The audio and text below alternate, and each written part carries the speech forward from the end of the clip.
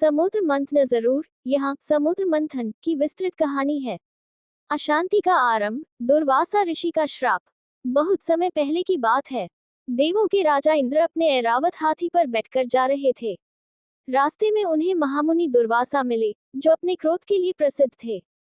दुर्वासा मुनि ने इंद्र को भगवान विष्णु के प्रसाद के रूप में एक दिव्य सुगंधित फूलों की माला भेंट की।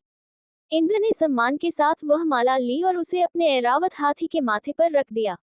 लेकिन ऐरावत को उस दिव्य माला की सुगंध और भार असहनीय लगा। उसने अपनी सूंड से माला उतारकर धरती पर फेंक दिया और उसे अपने पैरों से कुचल दिया। ये देखकर दुर्वासा मुनि का क्रोध भड़क उठा। उन्होंने इसे अपना और भगवान विष्णु का घोर अपमान माना। क्रोध में आकर उन्होंने इंद्र सहित सभी देवताओं को श्रीहीन, धन, शक्ति और ऐश्वर्य से रहित होने का श्राप दे दिया। श्राप के प्रभाव से देवलोक का वैभव और देवताओं की शक्तियां लुप्त होने लगी।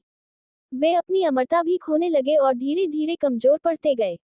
विष्णु की सलाह, मंथन का सुझाव। जब असुरों ने देखा कि देवता कमजोर हो रहे हैं, तो उन्होंने देवलोक पर हमला कर दिया। एक भयंकर युद्ध हुआ, जिसमें असुरों ने देवताओं को पराजित कर दिया। अपनी शक्तियों और राज्य को खोकर सभी देवता सहायता के लिए भगवान विष्णु के पास पहुंचे। भगवान विष्णु ने देवताओं की व्यथा सुनी और उन्हें एक उपाय बताया। उन्होंने कहा, हे देवगण, दुर्वासा मुनि के श्राप का प्रभाव समाप्त करने और अपनी शक्तियां वापस पाने का केवल एक ही तरीका है। आपको क्षीर सागर, दूध का सागर का मंथन करना होगा। इस मंथन से अमृत निकलेगा, जिसे पीकर आप पुनः अमर हो जाएंगे। लेकिन ये काम अकेले देवताओं के लिए संभव नहीं था। तब भगवान विष्णु ने उन्हें असुरों से सहायता लेने का सुझाव दिया। उन्होंने कहा, आपको असुरों से संधि करनी होगी और उन्हें अमृत का लालच देकर इस कार्य में शामिल करना होगा। देवताओं ने अनिच्छा से भगवान विष्णु की बात मान ली और असुरों के राजा बलि के पास गए। अमृत के लालच में असुर इस प्रस्ताव पर तुरंत सहमत हो गए। मंथन की तैयारी, मंदार पर्वत और वासुकी नाग। मंथन के लिए दो चीजों की आवश्यकता थी, एक मथानी मंथन करने का डंडा और एक रस्सी। मथानी के लिए हिमालय पर्वत के पास स्थित विशाल मंदार पर्वत को चुना गया। ये पर्वत इतना भारी था कि कोई भी देवता या असुर उसे उठा नहीं सकता था। तब सभी ने भगवान विष्णु से प्रार्थना की और उनकी शक्ति से पर्वत को समुद्र तक ले जाया गया। रस्सी के लिए नागों के राजा नागराज वासुकी को चुना गया। वासुकी ने अपनी पीड़ा को भूलकर देवताओं और असुरों की सहायता करने की सहमति दी। असुरों को लगा कि वे अधिक शक्तिशाली हैं, इसलिए उन्होंने वासुकी नाग के मुख की ओर से खींचने की जिद की। देवताओं ने असुरों को चालाकी से उनकी यह बात मान ली, क्योंकि वे जानते थे कि विषैली गैस और जहर नाग के मुख से ही निकलेगा। देवता वासुकी के पूंछ वाले हिस्से में खड़े हो गए। मंथन का आरंभ और कच्छप अवतार। देवताओं और असुरों ने मिलकर मंदार पर्वत को क्षीर सागर में रखा और वासुकी नाग को उसके चारों ओर लपेट दिया। फिर उन्होंने वासुकी के सिर और पूंछ को पकड़कर समुद्र को मथना शुरू कर दिया। लेकिन जैसे ही मंथन शुरू हुआ, पर्वत बिना किसी आधार के डूबने लगा। ये देखकर सभी घबरा गए। तब भगवान विष्णु ने अपनी माया से एक विशाल कछुए का रूप धारण किया, जिसे कच्छप अवतार कहते हैं। उन्होंने समुद्र के तल में जाकर अपनी विशाल पीठ पर मंदार पर्वत को सहारा दिया। इससे पर्वत स्थिर हो गया और मंथन का कार्य फिर से शुरू हुआ। हलाहल विष और नीलकंठ। मंथन से सबसे पहले एक भयानक और काला विष निकला, जिसका नाम हलाहल था।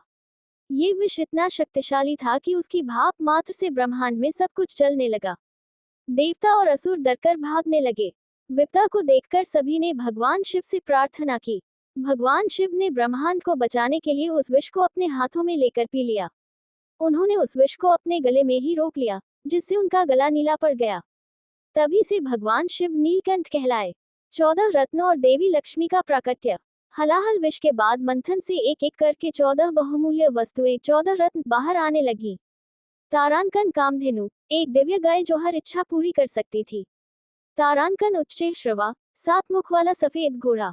तारांकन ऐरावत, इंद्र का सफेद हाथी, जिसकी शक्ति असीमित थी। तारांकन कौस्तुभ मणि, एक अत्यंत मूल्यवान मणि, जिसे भगवान विष्णु ने धारण किया। तारांकन कल्पवृक्ष, एक जादुई पेड़ जो किसी भी इच्छा को पूरा कर सकता था। तारांकन रंभा, उर्वशी, मेनका, स्वर्ग की सबसे सुंदर अप्सराएं। तारांकन मदिरा, वारुणी, शराब की देवी। असुरों ने इसे तुरंत ग्रहण कर लिया। तारांकन चंद्रमा, शीतलता और प्रकाश का प्रतीक। तारांकन शंख, विजय का प्रतीक, जिसे भगवान विष्णु ने धारण किया।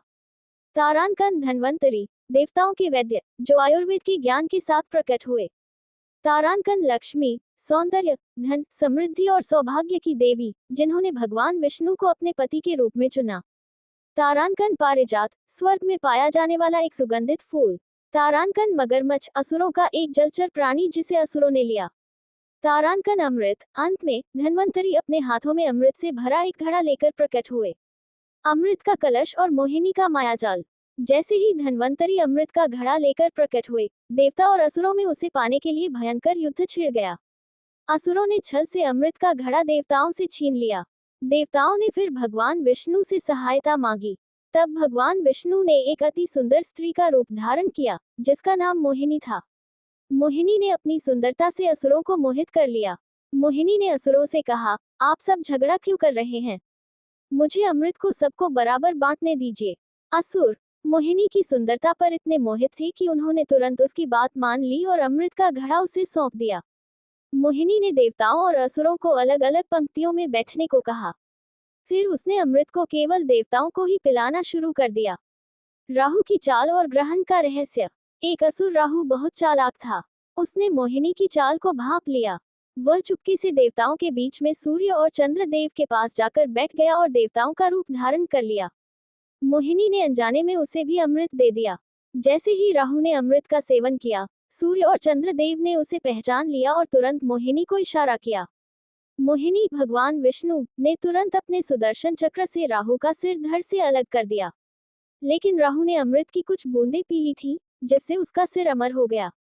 तभी से राहु का कटा हुआ सिर और धड़, जिसे केतु कहते हैं, अमर हो गए। कहा जाता है कि सूर्य और चंद्र देव को राहु ने ही पकड़ा था, इसलिए वह आज भी उनसे बदला लेने के लिए समय समय पर उन्हें निगलने की कोशिश करता है, जिससे सूर्य ग्रहण और चंद्र ग्रहण होते हैं। असुरों की हार और देवताओं की विजय। अमृत पीकर सभी देवता अपनी खोई हुई शक्तियों, ऐश्वर्य और अमरता को पुनः प्राप्त कर चुके थे। जब तक असुरों को सच्चाई का पता चला, बहुत देर हो चुकी थी। वे युद्ध में बुरी तरह हार गए। इस तरह समुद्र मंथन की कहानी हमें सिखाती है कि अच्छे कर्मों और बुद्धिमत्ता से ही जीत मिलती है। ये कहानी देवों की विजय और दैत्यों की हार के साथ समाप्त हुई, लेकिन इसके द्वारा प्राप्त हुए बहुमूल्य रत्न आज भी ब्रह्मांड का हिस्सा हैं।